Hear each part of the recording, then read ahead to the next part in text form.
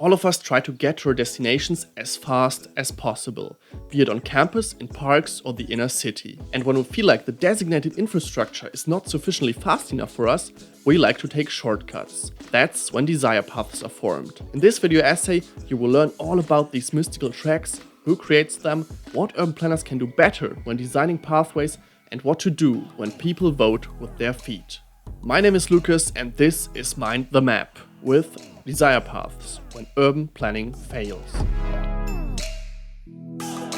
There are a lot of different words for desire paths. Free will paths, cow paths, pirate paths. In German they are called Trampelpfade, trample paths. In Dutch, Olifantenpad, elephant trails.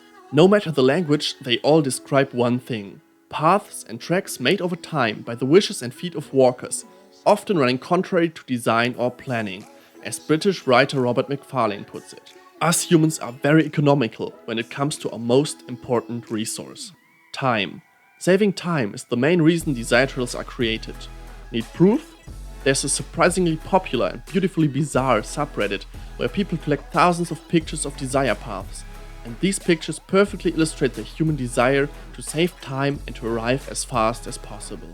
Sometimes it seems like the designated paths are just badly designed. Sometimes there's a hedge in the way. At other times, it seems like literally every second matters, every single step counts. Now, when desire paths are created, there are two emotions fighting against each other in our heads. On the one hand, our will to follow the rules, to be a good citizen, and on the other hand, our need to break free from the artificial man-made world around us and our need to sometimes just be a rebel.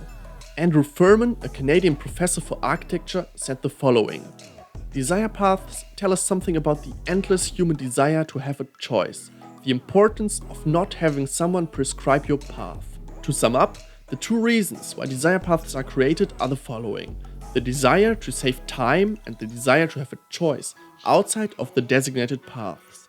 Every single desire path starts with an unknown rebel one day having enough of taking the same slow or boring path every single day.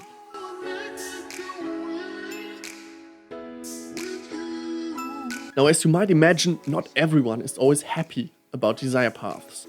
The three most common enemies of desire paths are municipalities, property owners, and university staff. Here are some pictures of people trying to stop others from using desire paths, with some more and some less effective signs and barriers. At the end of the day though, it seems pretty much impossible to stop people from finding the quickest path to their destination.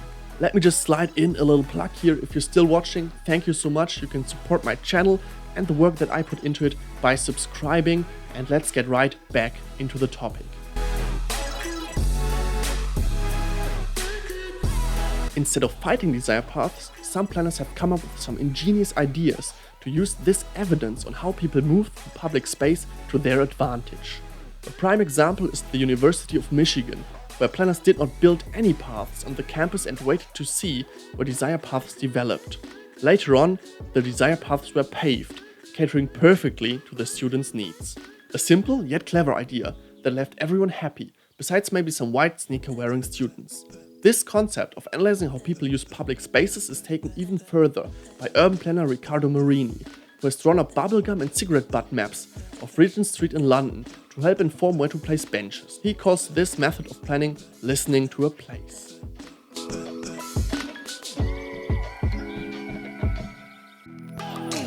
Using desire paths to make actual paths is not a new idea. One of the most famous streets in the world actually used to be a desire path. I am talking about Broadway in New York City. Looking on a map, it becomes quite clear that Broadway does not fit into the strict grid layout of New York, which was established by European settlers. Broadway used to be a desire path, connecting Native American settlements, and is the only pre-colonial route left in New York City today.